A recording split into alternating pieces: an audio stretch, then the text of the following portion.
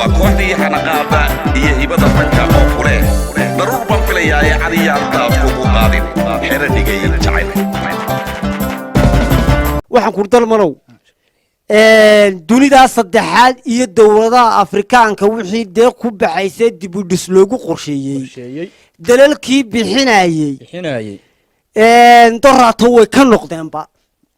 upside down waan gartay doqon foqol doqon waan gartay laakiin ana meesha sa joogay oo Afrikaan oo xaaji diina axbaar ay aqoon xaaji diina dabiya dacalnaara ay aqoon waan gartay aniga sadamiinto dakhligii dhigay meesho dusha canaan kaga tuuray war deeq bixiyaa lama tiihidine magac ilaahay leeyahay sheegataan waan gartay miya aragtay xaaji diina oo kale ma jireen oo Afrika waliba ka soo jeeda waan gartay meesha sacabkiyo mashxarada ka dhacday waa la yaabay ilaahay hayga daaha ishooda oo cawridooda hayga duwe dad waxa u horeeyay dumarkii sabcinayay ra'iisul wasaaraha dalka Jarmalka Angela Merkel la ilaaho الله waliba taasi heerde say dadka u cawrido dad ogtahay yaad ogtahay waa tu bardhaweyd kii Donald Trump ay tays qabteen ay cawriday warmay uu caayay bay cawriday haye kowde dabeetana waa ka habeenkina hees qaada maalintiina kala hadla gabigiis wariyaahe oo show markuu jir tireed qabtaba waxaan u hadana mid kale uga soo daba saara awraa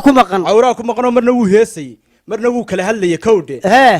marka Sacuudiga dabariga dhawaad uu yimi maxaad u oran weyday dar horad ku laga daweynuhu tabiibe xigaalnimo ku daayo xaajigun ka danabkici xaaji dinac ka danabkici waarmiya kowde waliba waxa la sheegay adeerow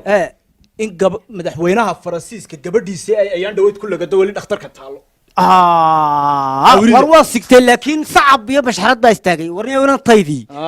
ayaa horta ma aragtay in degan ala degan mar weyd bay ugu dambeysay halka mareysay yo ilaa shaytaan iyo halkan bay mar igu timiyo waa yiri sugayaaba waan gartay debalni meelahan ka eego aagaan iyo intan hadii aad ku aragto meelahan hore waan gartay iga halkan xaqan baarodiga baadi doon ya dadkan hadaba meesha jooga waxaan oran lahaa dadweynahan Soomaaliland dawladaha adduunka iyo waxay dunidu nolol wacan dar alle ku gaadheen hirarkiyo dayaxa sare dadaal iyo wax soo saar